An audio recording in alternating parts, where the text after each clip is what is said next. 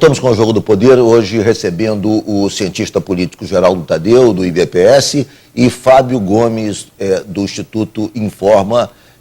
Muito bem, vamos a São Paulo, um pouco falar da eleição de São Paulo, que é uma eleição importante.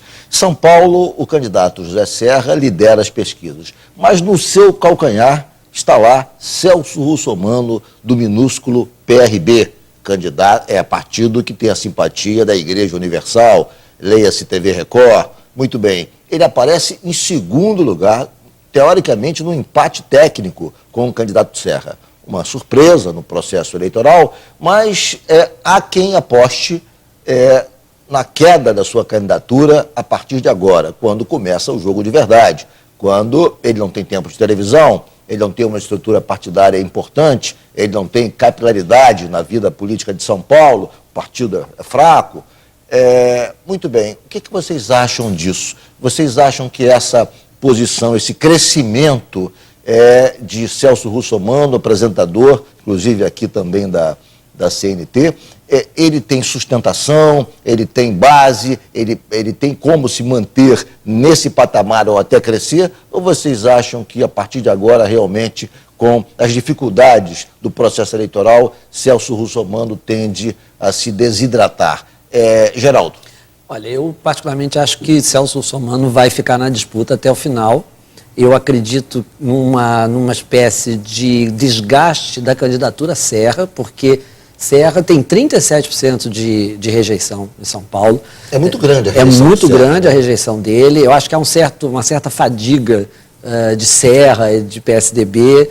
A questão toda é se o governador Geraldo Alckmin vai realmente mobilizar a máquina em favor da candidatura Serra.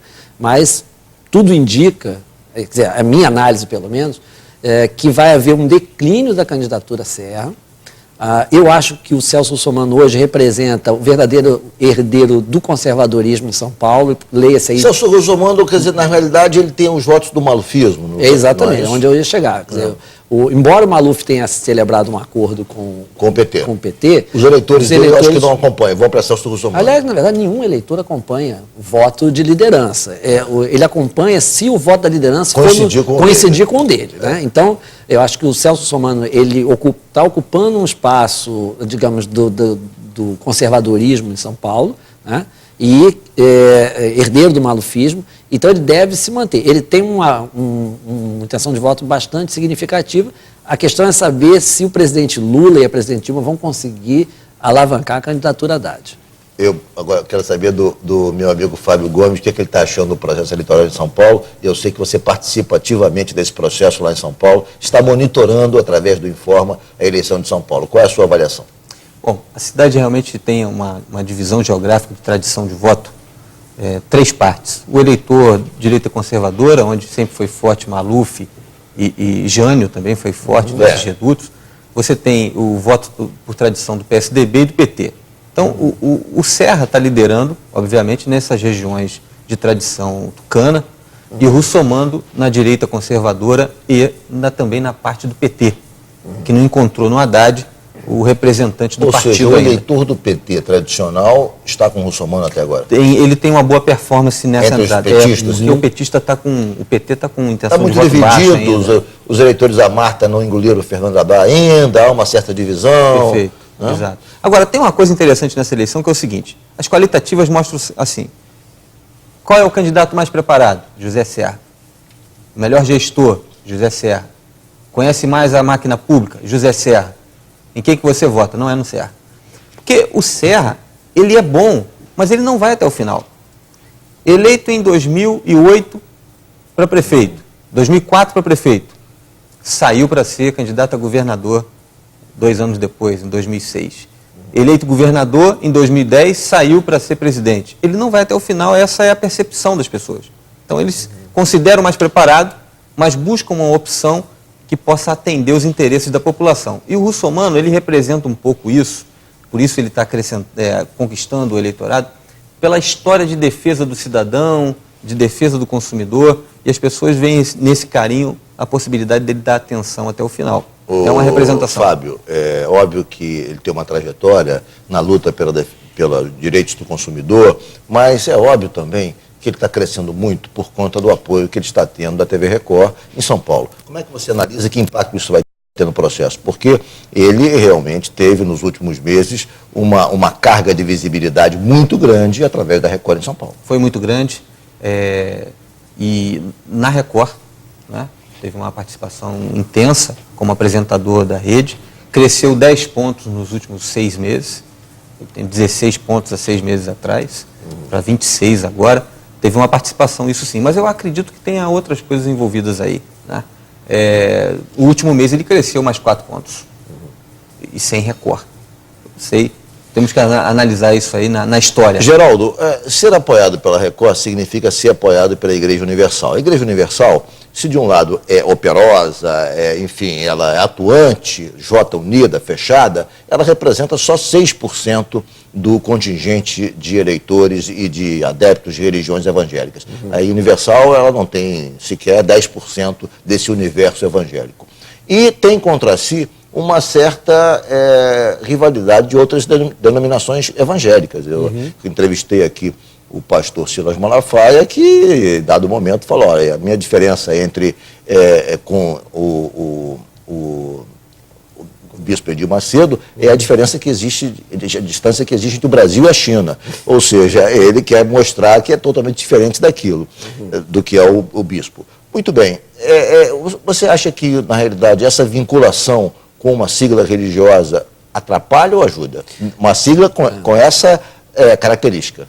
Olha, o Celso Russomano não é pastor evangélico, ele não é líder religioso, é muito diferente de outras figuras importantes do PRB, pensando no senador Crivella, que é bispo licenciado da Igreja Universal. Então ele tem um espectro um pouco mais amplo, e a pesquisa Datafolha mostra, por exemplo, que 50% do eleitorado dele é católico. Ele tem, na verdade, 27% de eleitores evangélicos, considerando... Ou seja, metade dos eleitores é católico. É católico, 27% são evangélicos. Então, ele tem uma distribuição, hoje São Paulo tem mais ou menos essa mesma estrutura, quer dizer, o número de evangélicos em São Paulo é da ordem de 27%, o número de católicos é de 49%, então ele está na média. Ele, pelo menos até agora, não está conseguindo... Tem uma distorção. Não está sendo... Os eleitores dele estão na média do que representa a divisão entre católicos e evangélicos em São Paulo. Agora, é evidente que os adversários dele vão ter interesse em colar a ele essa ideia de que ele é o candidato da Igreja Universal, que ele é o candidato da TV Record, e ele vai ter que mostrar que não é. Mas aí é uma estratégia de embate eleitoral. Você também, Fábio, vê no Celso Russomano potencialidade para se manter de pé até o final do processo eleitoral? A campanha é muito difícil, não é a campanha mais complicada que tem no Brasil, o cenário nacional envolvido no processo, na disputa, tem relações simbólicas enormes a disputa em São Paulo, não é? Mas eu acredito que ele tem a chance de se manter nessa disputa também. E o Fernando Haddad, que na realidade é o candidato do PT, seria o outro polo da política paulista, PSDB, Serra, e o outro polo é o PT, que estão se alternando no poder há vários anos, que aparece tão ainda fraco, com apenas 7% das intenções de voto, a despeito do apoio que tem do presidente Lula. Como é que você está vendo a candidatura de Haddad? Eu tenho dúvida se o PT Haddad, para valer, também tenho dúvida se o PSDB está mergulhado na campanha do José Serra. Há muita mágoa nessa disputa dentro dos partidos. O pessoal da Marta está com quem? Eu não sei. A Marta não entrou na campanha. Então tem algumas dificuldades que o Haddad vai sofrer, é desconhecido e não tem o apoio pleno do seu partido. Vai ser uma campanha dura. Você acha que Haddad vai ter problema, Geraldo? Até porque quando ele começou a ter o primeiro problema, quando o presidente Lula procurou o ex-prefeito, o ex-governador Paulo Maluf para obter o apoio à sua candidatura, o que fez com que Erundina recusasse o cargo de vice-governadora, de vice-prefeito.